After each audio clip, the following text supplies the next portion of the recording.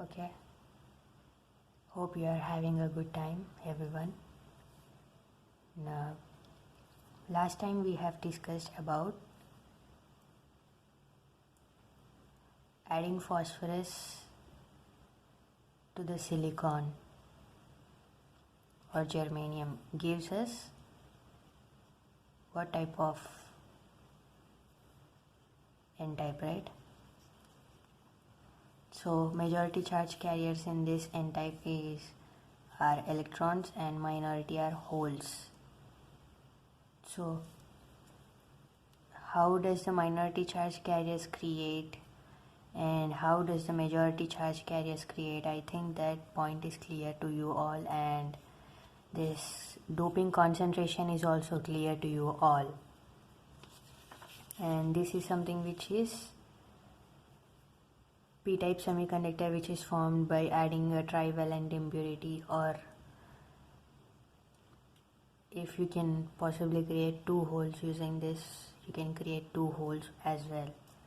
So that has only two valence electrons, and you may also add 6 valence electrons element to it, so that you create 2 free electrons for every doping element you add, for every doping atom you add into this particular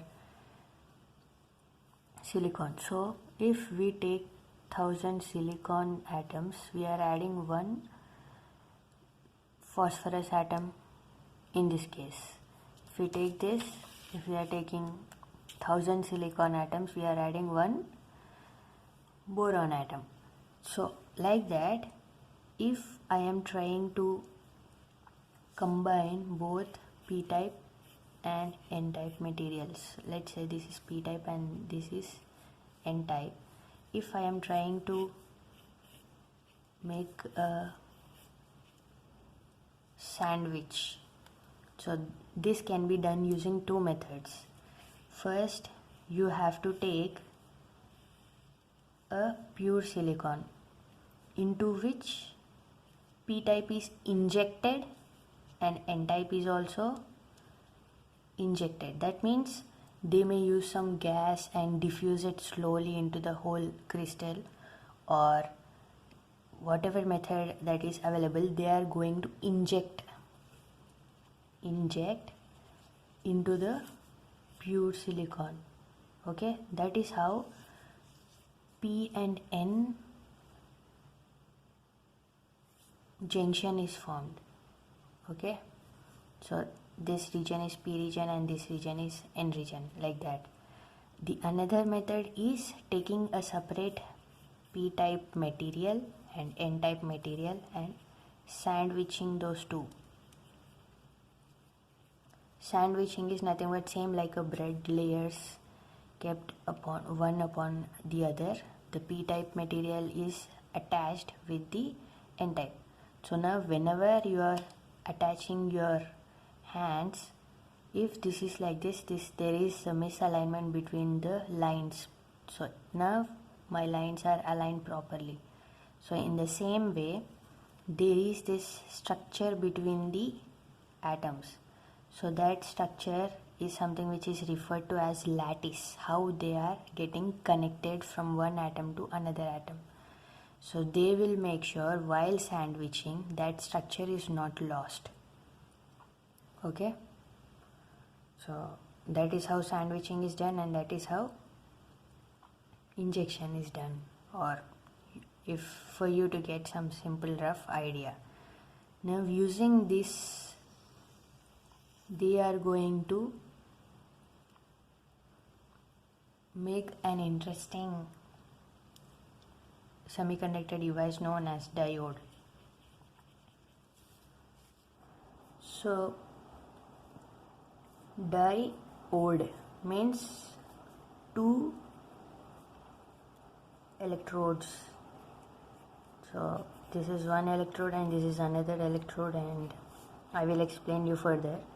But now we have seen these atoms through a closer look.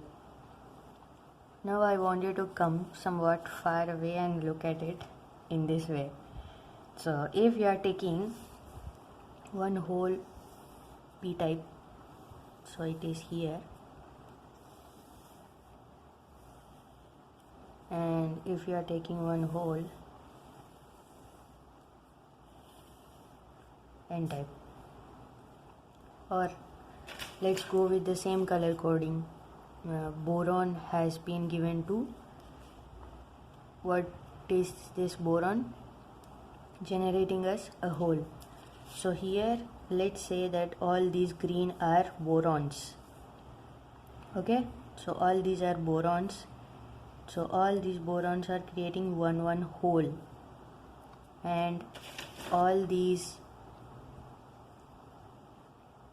blue ones are phosphorus, which are creating one free electron.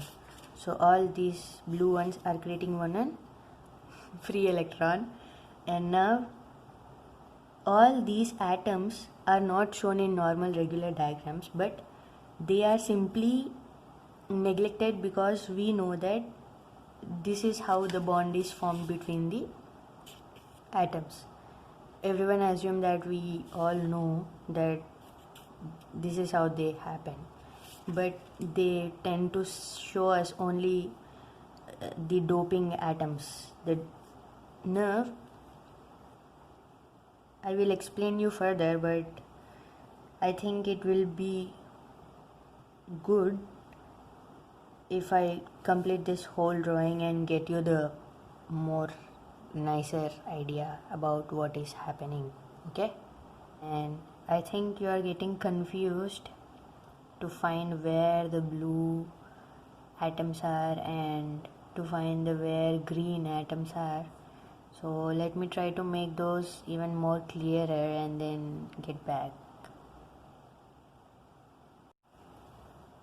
All these pink ones are holes, okay, and all the blue ones are electrons. I clearly know that these are not that clearly visible.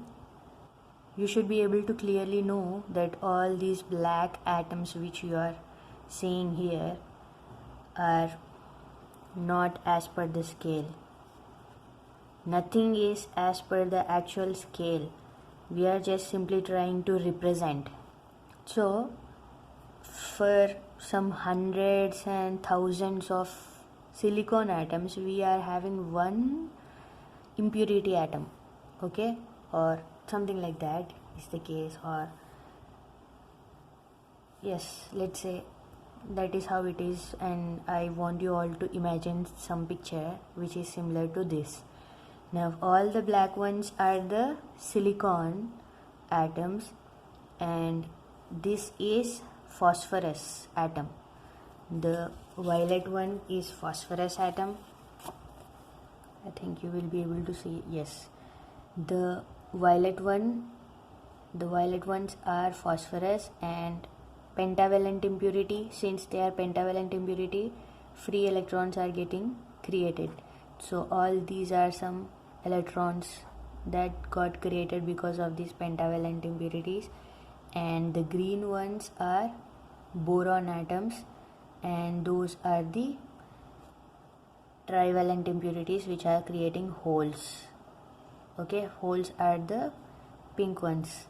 So I think now you are clear with how you have to imagine and all. Not only this, if this whole piece of semiconductor is in 0 degree Kelvin or under some certain lab conditions, we can maintain these the way they are. That means these free electrons and holes will stay nearby the impurity atoms. But if you increase some energy around this, or if you take this piece and bring this piece into the room temperature, now you may have to add some more free electrons and holes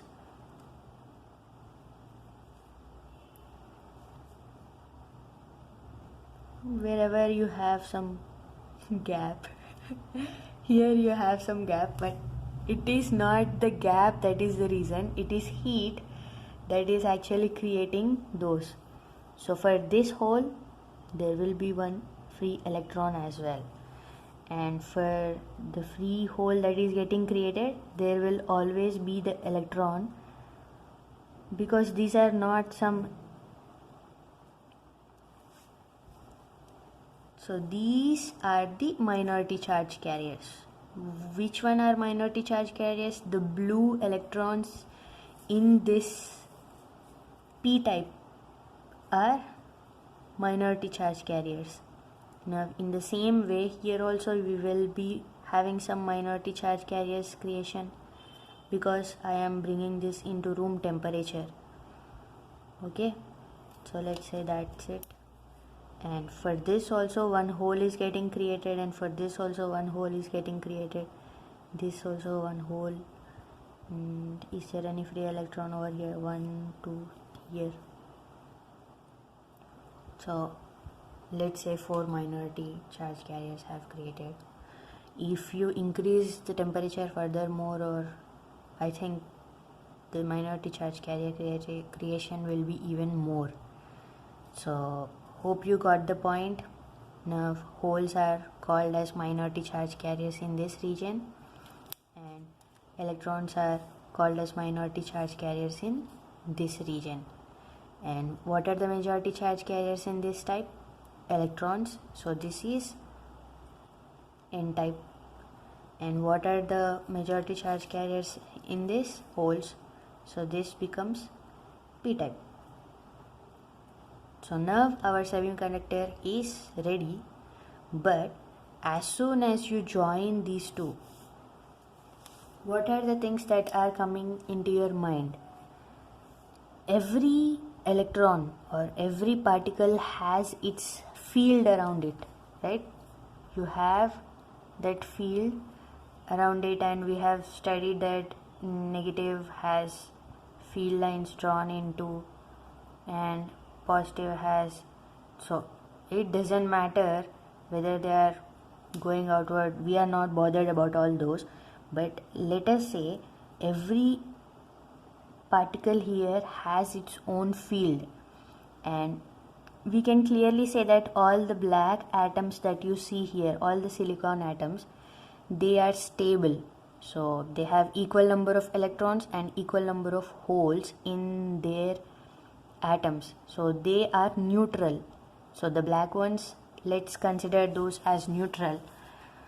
But whenever you think of this particular blue phosphorus atom, is that phosphorus atom neutral, or does that phosphorus atom have any charge? So is this phosphorus neutral, or is it positive, or is it negative? Before adding into this whole silicon structure, phosphorus was neutral, but after adding it is no more neutral, because this phosphorus, whatever that you have added into it, has formed 4 bonds with the silicons around it. One free electron is now out of its reach because it is free of this particular atom. So but it inside the core has 15 protons and it has 15 electrons, out of which 1 electron came out. So now this is having 14 electrons, 15 protons. So imbalance occurred, positive is more, so it becomes positive. So this phosphorus atom holds the positive charge, so they indicate it with plus. In some of the diagrams you will see that these are indicated with plus and these are denoted as donor atoms, because they are giving out one free electron. because they are giving out one free electron. These phosphorus atoms are considered as donor atoms and they are positively charged particles. They are positively charged atoms. Fine. Now if you take same boron, is boron neutral or is it positive or is it negative? Before adding into it, it was neutral, but after adding it is no more neutral. Boron should have 5 electrons, 5 protons, but whenever it is added into this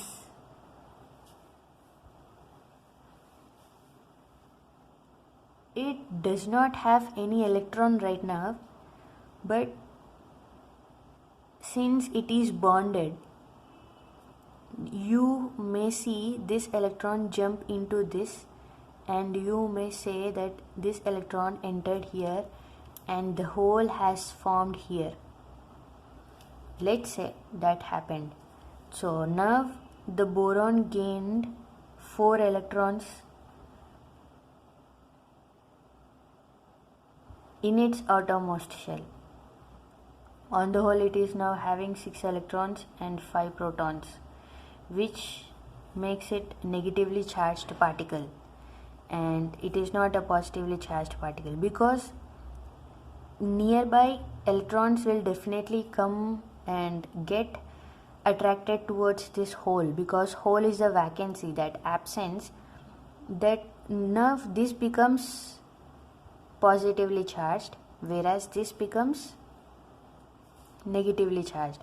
So that is why boron is considered as negatively charged particle, which is acceptor. After accepting an electron, it became negatively charged. So acceptor atom, because it has accepted an electron from the nearby atoms, it became a acceptor atom. Clear? So in some of the diagrams they represent all these atoms with plus indication, saying that all these are donor impurity atoms because they give out one free electron. And here all these are considered as some acceptor impurity atoms.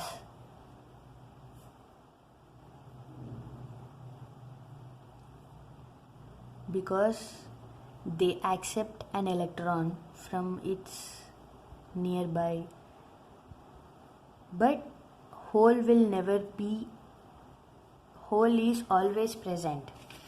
If the electron is coming from silicon into the boron, the hole is coming from boron into the silicon, because here also it needs a electron to complete its stable octet configuration. So whenever an electron is entering into boron, the hole is automatically set to enter.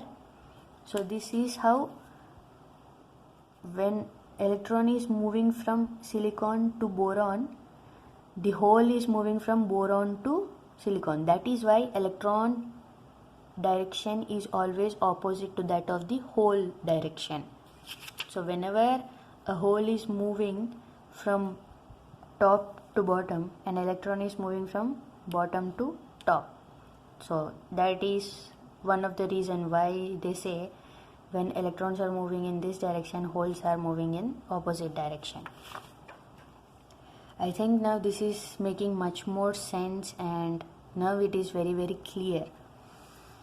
Now when you bring such atoms, so this whole region is now positively charged. So let's say this positively charged particle has its own field around it, So this becomes the game of the field.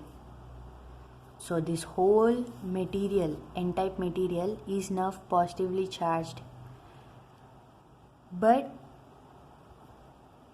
most of the whole piece is neutral, because totally, if you consider, it is having its field, but the electron which is out of it is available within the atom. You didn't take the electrons out of this crystal. You didn't take out of all these electrons out of this material. So on the whole, this whole n-type is neutral. On the whole, this whole piece of semiconductor is neutral, but the particular impurity atoms are positively charged. Here also, on the whole, this whole p-type semiconductor is neutral.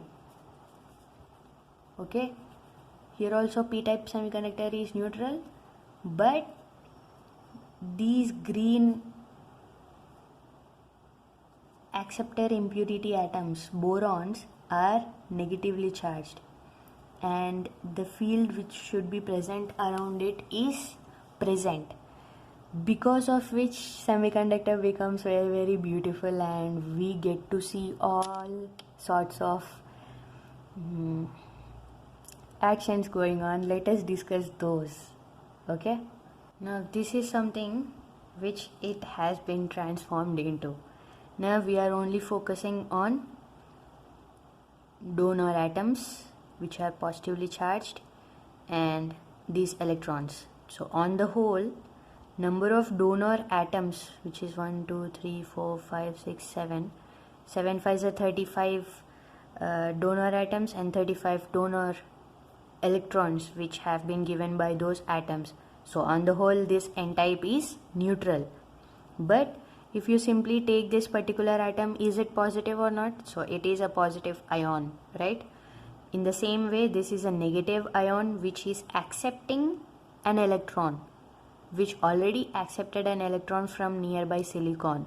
Okay, and all these are holes. So on the whole, this crystal is also having 35 acceptor ions and holes, which on the whole both are neutral, electrically neutral, but they have these ions inside it. Now once you bring these two together, you will definitely expect attraction between these positively charged particles, and so that is how these positively charged particles and negatively charged particles show attraction towards each other. Okay, so that's the reason this electron gets into and sits into this hole, this electron gets into and sits into this electron gets into and sits into this, and this electron gets into and sits into this electron sits into this electron sits into this hole, this electron sits into this. If these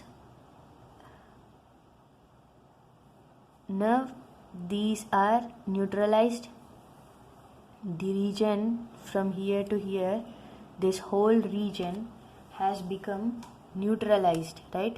So this whole region, now it is not having any of the charge carriers, and this whole region has become stabilized.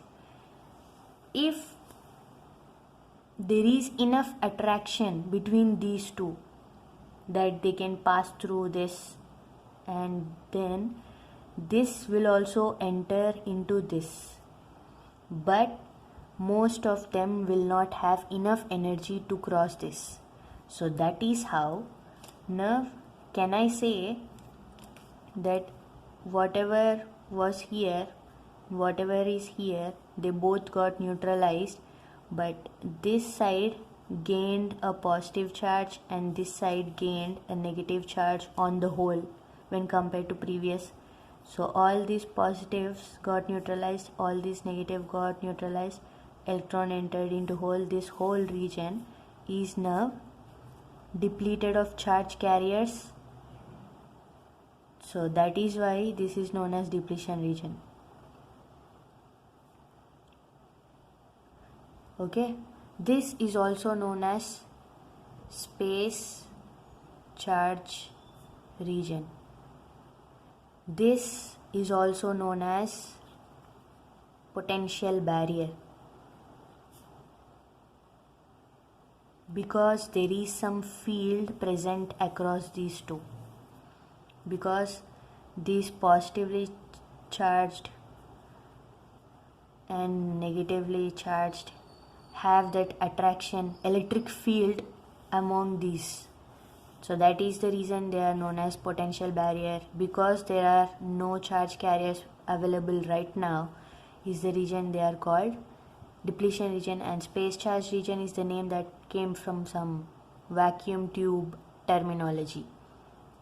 So in vacuum tube they used to have space charge region, which is equivalent to this depletion region. Are you all clear?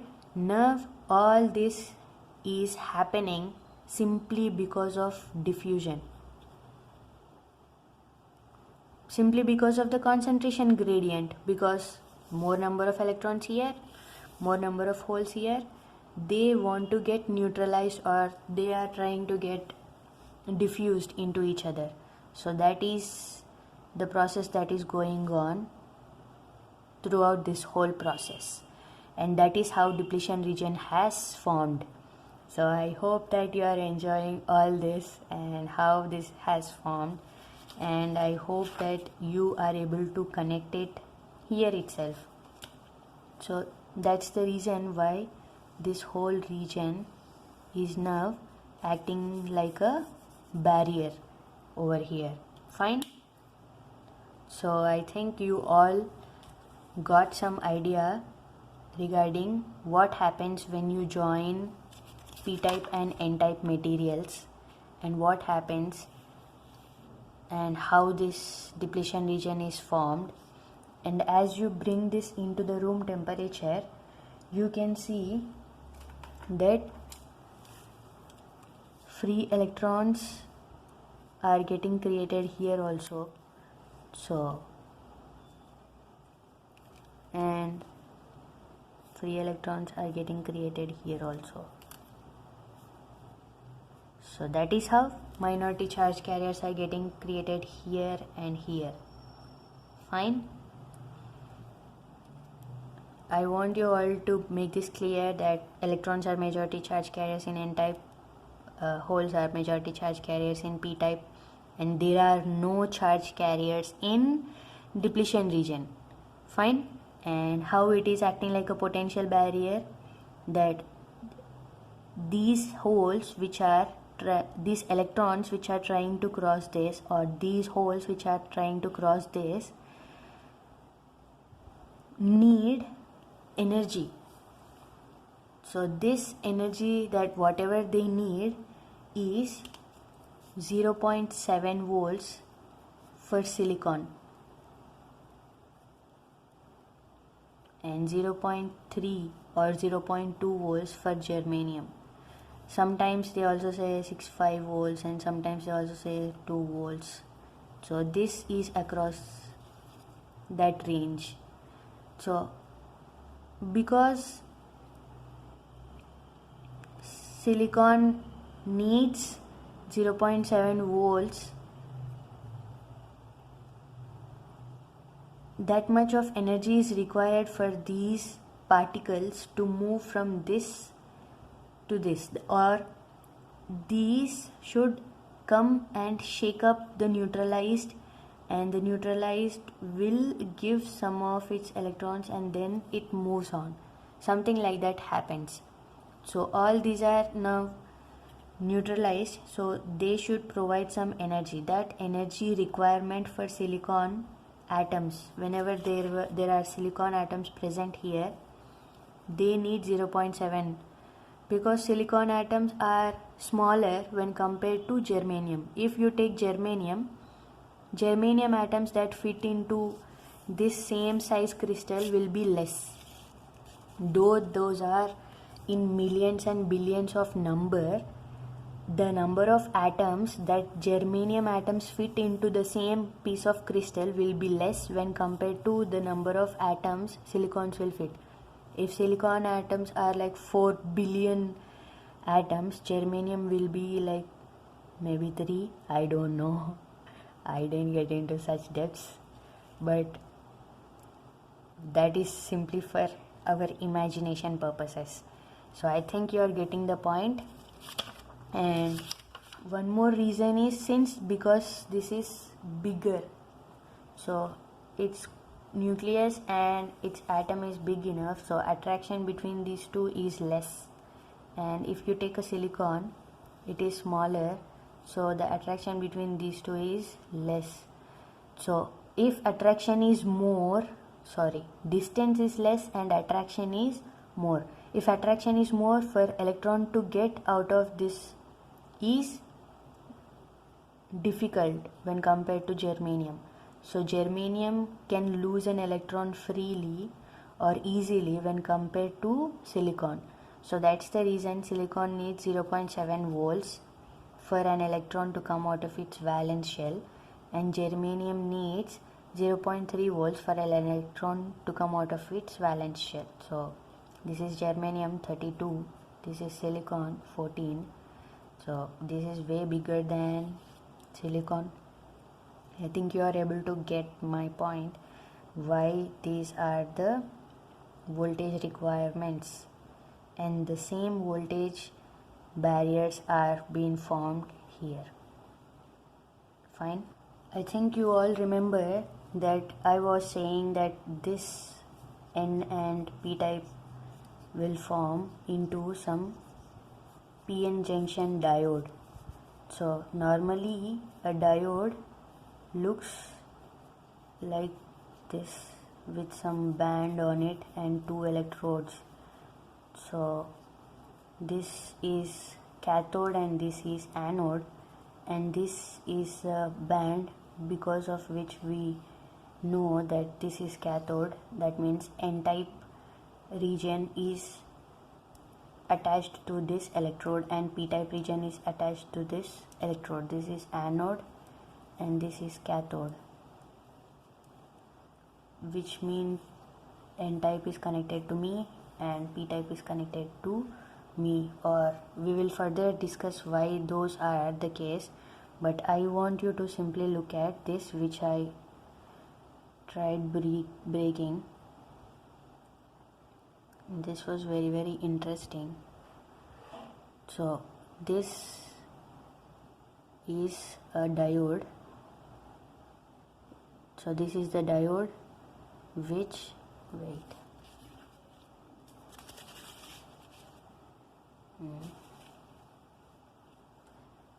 so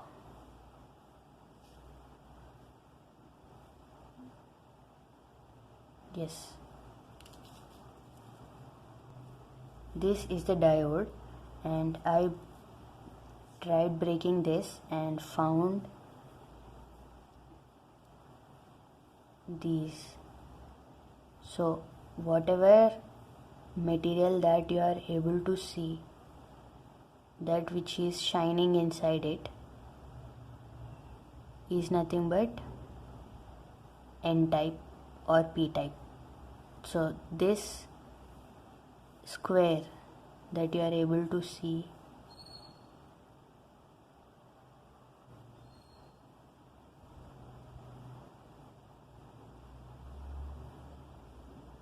this square that you are able to see is the one which is shining very brightly.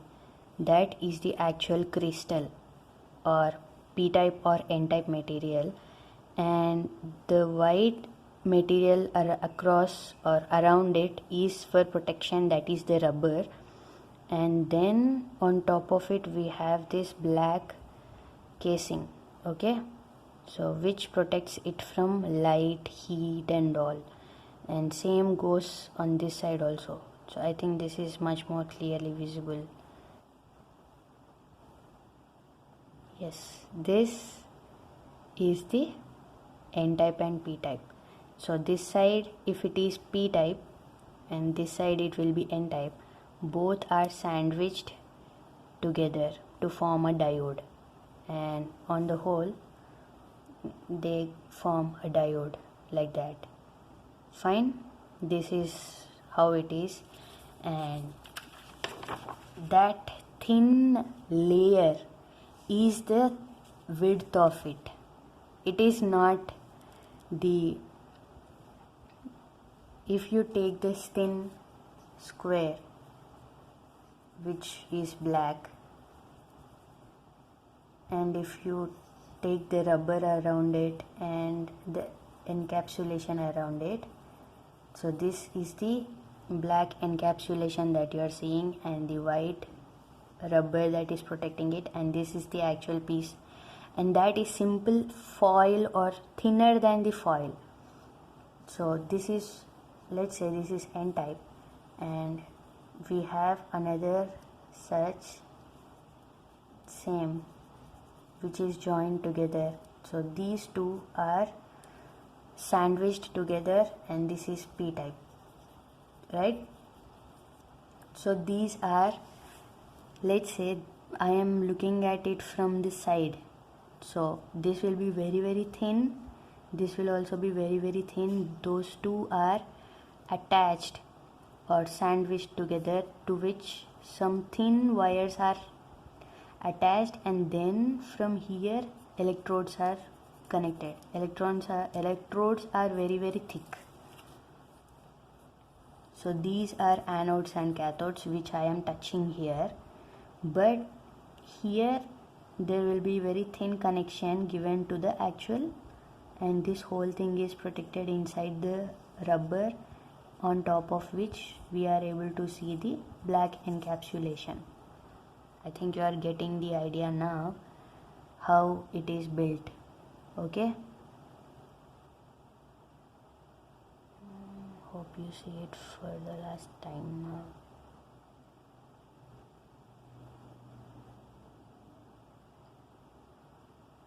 Don't know, the shining one is the semiconductor. Hope you all have enjoyed this class, and see you in the next lecture. Today it was very interesting.